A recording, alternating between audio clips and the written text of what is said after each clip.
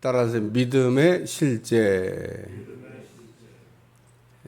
히브리 기자는 믿음으로 아벨은부터 시작해서 믿음으로 기생 나합은이라고 하는 말씀까지 그 구약에 나온 믿음의 사람들의 이름을 실제로 거명하면서 뭐 그냥 지어서 이름을 얘기한 게 아닙니다. 실존했던 실제로 그 구약 시대 때 살았던 사람들.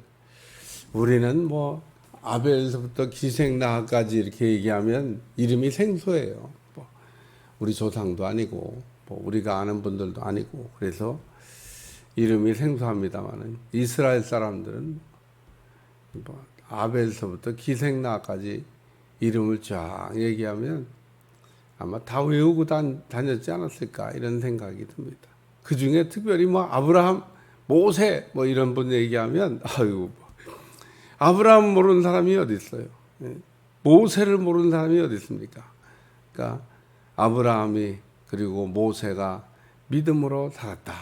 뭐 이 얘기를 이렇게 쭉 하면 그리고 우리가 성경을 읽으면서 예를 들면 오병이의 기적을 이렇게 보시면은 남자의 수가 5천이다 이렇게 얘기합니다. 그래서 우리가 여자와 어린아이를 합치면 한 2만 명쯤 되지 않을까요? 이렇게 얘기하는데 왜냐하면 여자와 어린아이가 항상 모임에 보면 숫자가 더 많아요. 예, 우리 교회도 뭐 다른 교회도 주일날 예배 인원 남자하고 여자하고 이렇게 여자가 더 많을걸요 아마. 뭐 보나마나 볼 것도 없어요. 대한민국의 모든 교회가 남자보다는 여자가 더 많아요. 그 여자가 얼마나 중요해요. 여자가 중요하죠. 근데 예수님 당시에 오병의 기적 행할 때 여자는 숫자도 안 쉬어줘. 어린아이 숫자도 안 쉬어줘. 남자 장정의 수만 5천 명이다. 남자 이 성인들을 쉬어보니까 한 5천 명. 거긴 여자들하고 애들은 가라죠. 여자들은 가, 애들은 가. 예수님이 어디 갈 때 여자들은 따라다니면 안 돼. 애들도 따라다니면 안 돼. 애들은 가. 그게 아닙니다. 여자와 어린아이가 훨씬 더 많이 따라다녔는데 그 당시에는 여자의 숫자를 헤아리지 않았어요. 예수님 당시에는 여자를 이렇게 숫자에다가 넣지를 않았습니다. 셀 때는 성인 남자들만 이렇게 숫자를 해야 돼요. 그 당시에 풍습이니까 뭐 우리가 뭐 그거에 대해서 특별하게 뭐 중요한 의미를 둘 거는 없지만 어쨌든 뭐 그러니까 예수님 당시에도 여자 숫자를 안 헤아리는데 구약으로 넘어가면 뭐 여자는 뭐 어디에 있는지 없는지 뭐 알 수가 없어요. 근데 예수님 족보에 보면 예수님 여자들의 이름이 이렇게 쫙 나옵니다. 예수님 족보를 여러분 유심히 읽어보면 아니 뭐 족보가 뭐 이상하다 이런 생각이 들어야지 예수님 족보를 보면서 맞아 그래 이렇게 읽으면은 족보를 제대로 읽은 게 아니에요. 한번 살짝 보고 가겠습니다. 마태복음 1장.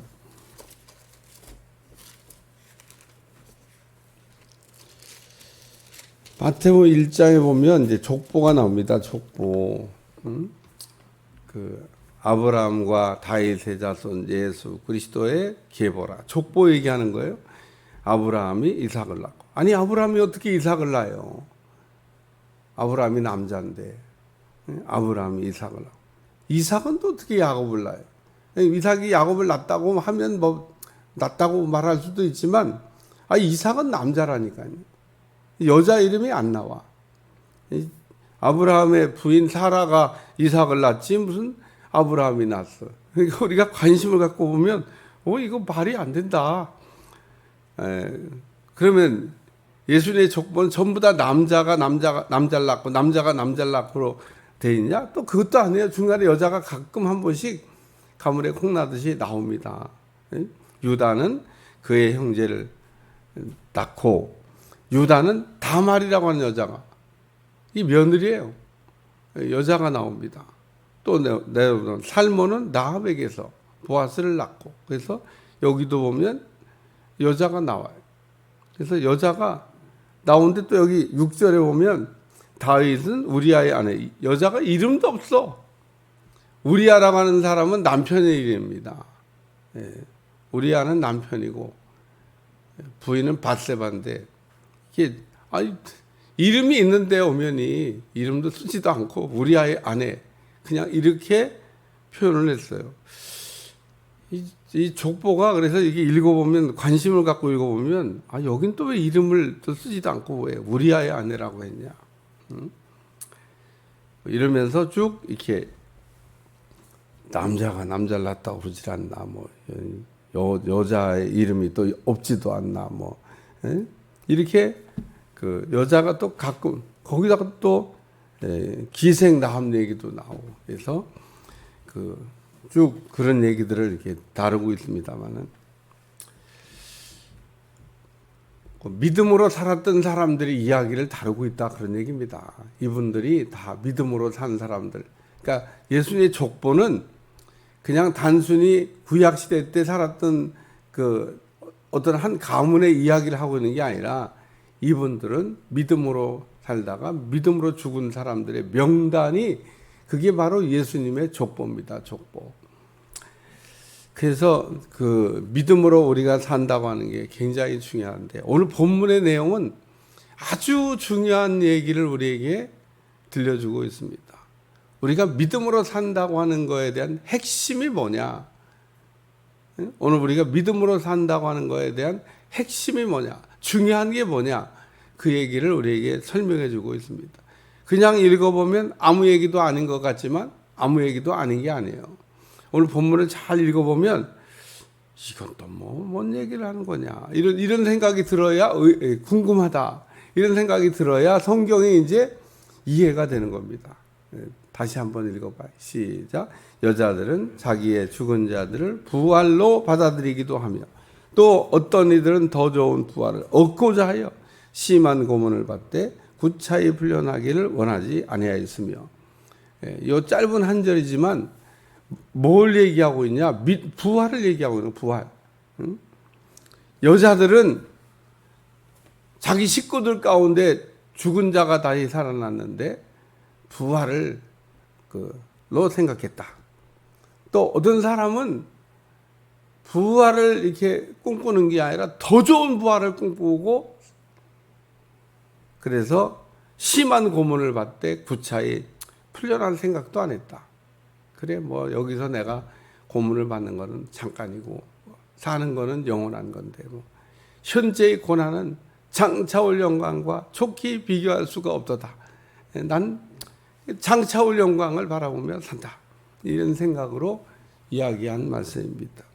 그러니까 여자들은 자기의 죽은 자들을 부활로 받아들이기도 하며 이게 번역이 잘못된 건 아니에요. 번역은 뭐 제대로 그냥 잘 됐어요. 근데 읽고 이해가 좀 안 되는 거죠. 그러니까 히브리 기자는 번역을 잘못한 건 아닙니다. 번역을 어렵게.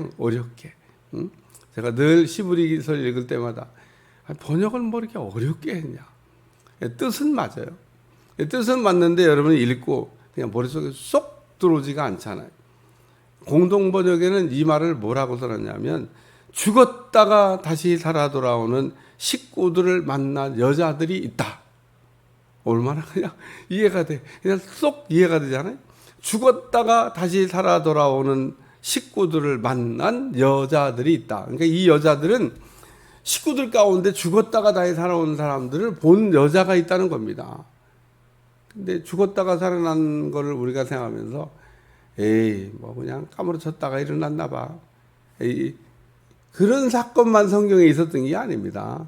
그냥 쉽게 얘기해서 나인성 과부의 아들 죽었다가 다시 살아났어요.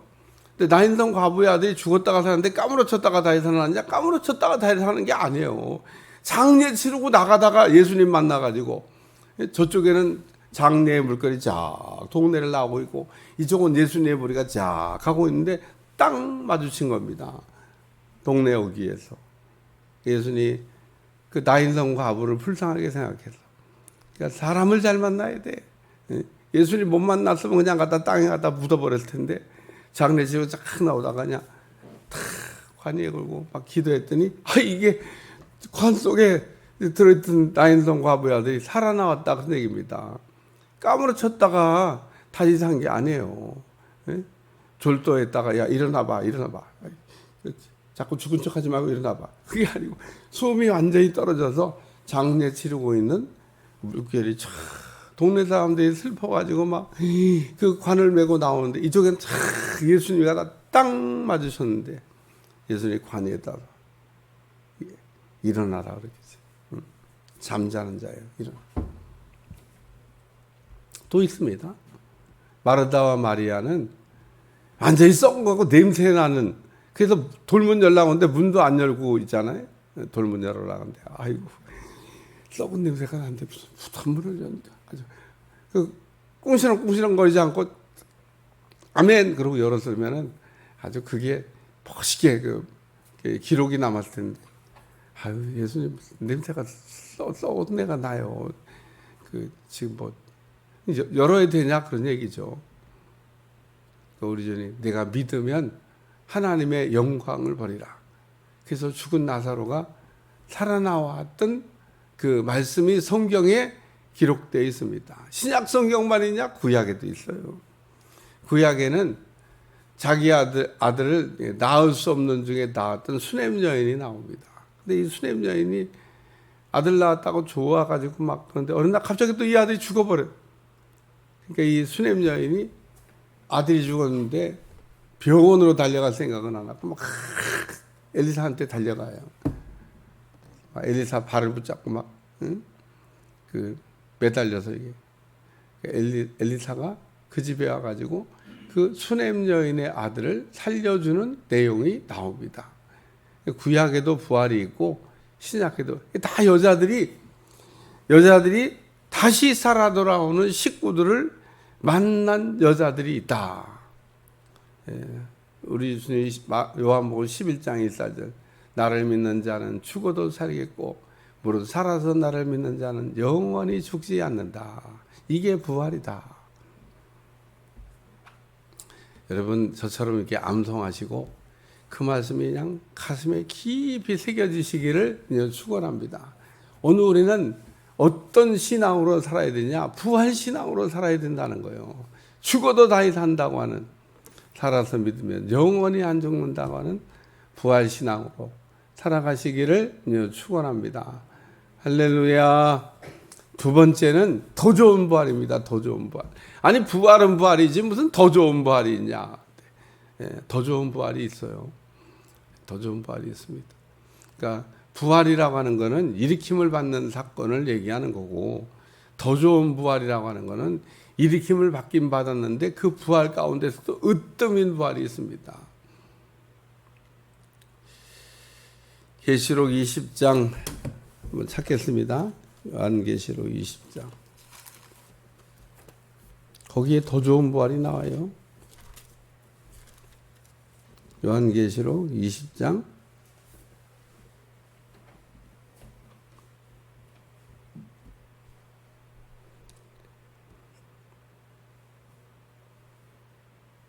6절 말씀만 읽겠습니다. 시작. 이 첫째 부활에 참여하는 자들은 복이 있고 거룩하도다. 둘째 사망이 그들을 다스리는 권세가 없고 도리어 그들이 하나님과 그리스도의 제사장이 되어 천년 동안 그리스도와 더불어 왕노릇하리라. 이 첫째 부활에 참여하는 자는, 그러니까 첫째 부활이 있습니다. 그러니까 이게 더 좋은 부활을 얘기하면 더 좋은 부활. 둘째 사망의 해가 없으니까 그거보다 더 좋은 부활이 어디 있습니까? 우리는 다 죽으면요 심판받아야 돼. 그리고 부활에 그 참여하게 되는데, 오늘 일으킴 받았는데 그 둘째 사망의 해가 없으면 뭐 심판 안 받아도 된다 그런 얘기입니다. 백보자 심판 면제 대상 누구냐? 순교자입니다. 오늘 순교자들은 더 좋은 부활을 얻게 될 거다. 아무나 순교자 하는 거죠. 땅에서 주님을 위해 좀 우리가 목숨을 바친 사람, 그런 사람은 둘째 사망이 없는 더 좋은 부활. 그래서 여기 심한 고문을 받되 구차히 풀려나기를 원하지 아니하였으며, 그러니까 이게 고난이 있는데 고난을 이렇게 면할 수도 있는데 면하지 않았다 그런 얘기입니다. 대표적인 사람이 누구냐? 서문학교의 감독인 폴리캅입니다. 폴리캅이 이제 장작더미에서 불타갖고 죽어야 되는데 생애 마지막이 그렇게 끝났어요. 연세도 많으신 분이 평생 믿음 생활하다가 마지막은 장작더미에서 불타 죽게 생겼는데 생각만 해도 얼마나 참 어렵고 힘들어요. 그 길을 지나가야 된다는 게. 또 뭐 주기철 목사는 우리가 한 대로 모판이를 걸으라고 하잖아요. 그게 얼마나 힘들어요. 근데 그거 피할 수 있는 길이 있습니다. 모판이 안 걸어도 되고 뭐 또 저기 장작더미에서 불타서 죽지 않아도 되는 길이 두 사람에게 다 있었습니다. 신사참회 한 번만 하면 그냥 모판이 안 걸어도 돼요. 근데 그것도 또 성도들을 갖다 놓고 막 흔들리게 했잖아요. 당신 이거랑 그러면 성도들을 막. 그러니까 참 힘들고 어려운 과정이지만 그 믿음의 사람들이 그렇게 그 여기 심한 고문을 받대. 그냥 표현은 심한 고문을 받대. 얼마나 어려웠을까? 예? 뭐 예수님만 안 믿는다 그러면 그냥 간단하게 해결되는 일을 예수님 믿는다는 것 때문에 가진 어려움을 다 겪었지만 그 어려움을 피하지 아니하고 현재의 고난은 장차 올 영광과 촉히 비교할 수가 없도다.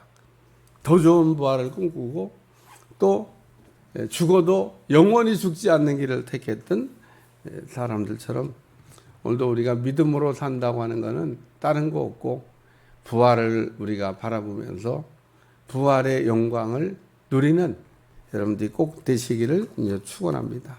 그게 우리가 믿음으로 사는 거예요. 믿음으로 산다고 하는 것은 부활이 있는 신앙생활하는 거고 그게 우리의 믿음 생활이다. 기도하겠습니다. 하나님 오늘도 귀한 말씀으로 오늘 하루를 출발하게 하심을 감사하며 깨어있게 도와주시고 부활에 참여하는 종들이 다 되게 하여 주옵소서. 예수님의 이름으로 간절히 기도하옵나이다. 아멘.